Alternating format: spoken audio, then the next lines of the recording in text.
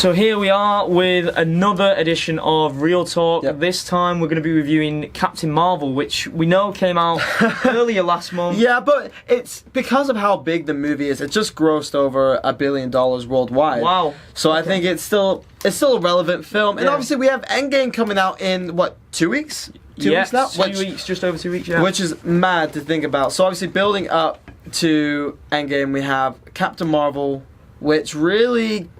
It's an interesting twist going on right now, knowing what Captain Marvel can do. Yeah. Do you want to introduce what the film's about? So, Captain Marvel follows Brie Larson, who plays Captain Marvel. Her name in the movie? Oh, Carol Danvers. Right, there we go. That's what I'm here for. That's the only reason why I'm here, to remember Brie Larson's name. And basically, she's just trying to find her path. She's obviously aware that she's gifted with incredible powers, and Jude Law, who is sort of a leader of a squadron of Kree, which are a like really interesting race of people, sort of brought up in a Blade Runner-esque world. We heard about them in Guardians of the Galaxy 1 or 2. I'm not sure which one it is. And obviously the Kree are chasing these Skrulls who are invading these lands, and there's a really cool political message almost in all this, which people might not like, might feel like it's a bit forced. I personally was on the I kind of like it. Both key races from Marvel history as well. They were even talked about as being the main. The Skrulls were talked about as potentially being the villains in the first Avengers film. Yeah, and I think they're going forward after this movie. You're going to see a lot more of this universe being expanded, especially seeing how this movie does pan out. Visually stunning. I'd like to start off with, in terms of world building. This might be the best first entry to a future series or a franchise that's going to be established. The greatest world building scene in a first entry of a Marvel film. Do you think so? Yeah, because it's just the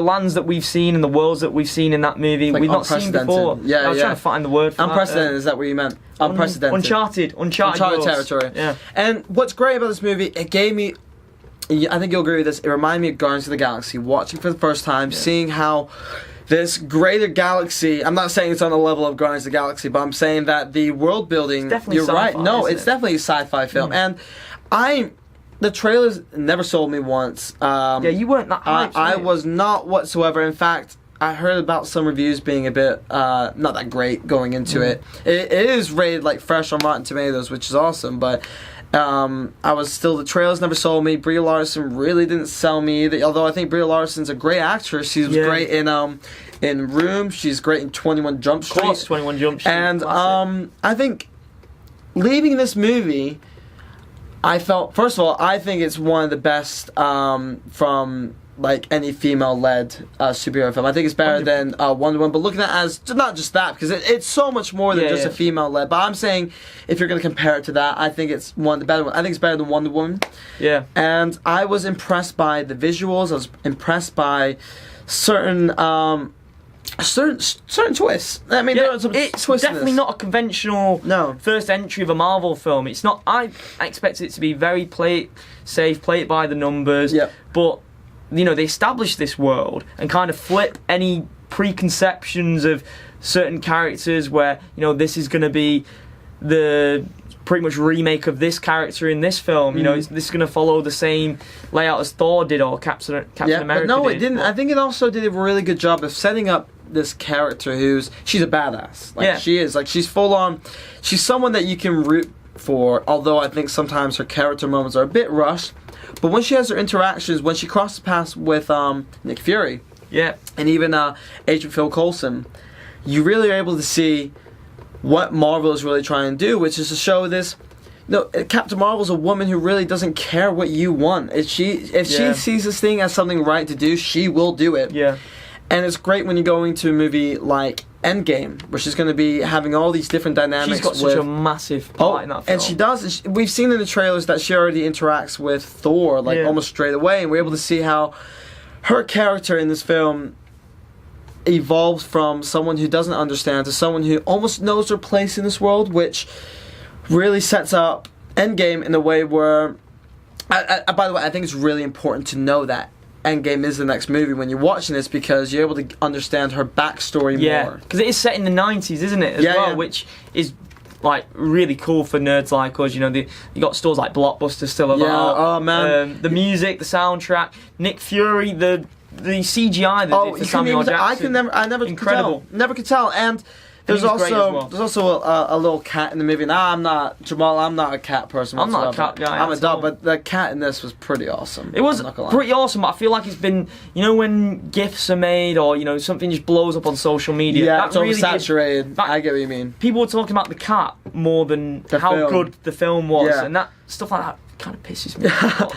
And I think in this film, the action is pretty solid. There were moments where I thought, I don't know, I think I kind of just sat back like, oh, okay. Yeah, this is happening. This isn't anything I've not seen before. But when you get towards the end and you see like the sheer power that she possesses in her body, and it balls to the walls, Superman-esque, isn't it? And they do a really good job of setting up the Kree and setting up the Skrulls and how they fight and how they interact. It almost felt like a Star Trek film at times as well. 100%. The powers that the Skrulls possessed with the mind control and being able to, you know, look through a person's life simply by inflicting this technology that they possess on them. That was really, really cool to see how fragmented the technology worked and how they warped from one time lapse or one time frame to another. Yeah. I thought that was incredible because, again, like I said before, it went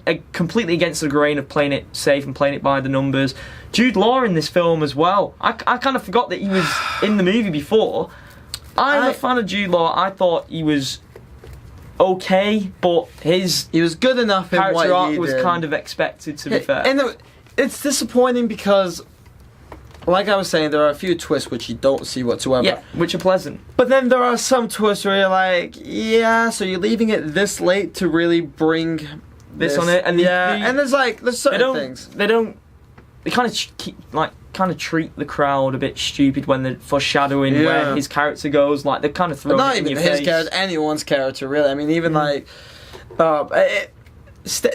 one of my problems going into is I felt the writing was a bit weak. I felt they wanted to make sure Captain Marvel was a big character in a future Avengers movie, but they almost had to put out a film as soon as possible. It didn't feel almost well thought out as Guardians of the Galaxy. Yeah, but we knew how this film was going to end up, and I think, you know, putting those slight flaws aside, I think they did a great job of surprising the audience. Yeah. Because, like I've said, and like you said, when you're setting up the first film of a franchise that's not just the first film of like a future trilogy in itself, but it's also going to lead into potentially the biggest film of all time. We know that she makes it out of this film alive, just inherently by the genre that it's in, and the fact that we got Avengers next. It still keeps you invested throughout. It's a fun film. It's not a great film. It's not a classic like a few other the MCU movies. It's just a really fun, good film, and I think that's all we wanted, really. Yeah, and I think in terms of where it ranks in Marvel, it's probably in the middle tier,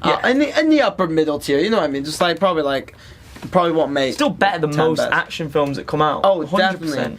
So it's great, and I can't wait to see Brie Larson in the future. Hope she gets a second Captain Marvel movie. In the future, in 2 weeks, mate, you'll see. In the future, 2 weeks, I cannot wait. In the immediate future. Honestly. Alright, that's our thoughts on Captain Marvel. I hope it was sort of educational for you guys who maybe have not seen it. Go and see it before anything. Yeah, definitely, because I think it's necessary because of certain things they build up and with their character. Just go out and see it. And if you haven't seen it, do that. And if not, go and watch Black Panther, Thor, Ragnarok, Guardians. Or watch Endgame if you're watching this after Endgame is released, which is a bit late. Like way late. Way late. We also had a review just dropped for us, and also we have Real Talk videos coming up all the time. So make sure you are subscribed. There's a button. It's like down there somewhere. And we got 2K subscribers on Twitter, but we're still not we're happy, but we're happy, but we're not satisfied, ladies and never gentlemen. stay satisfied. So make sure you follow us at Real Talk Keys, and that does it for us. That's it. Thank you so much, guys. Catch you guys later.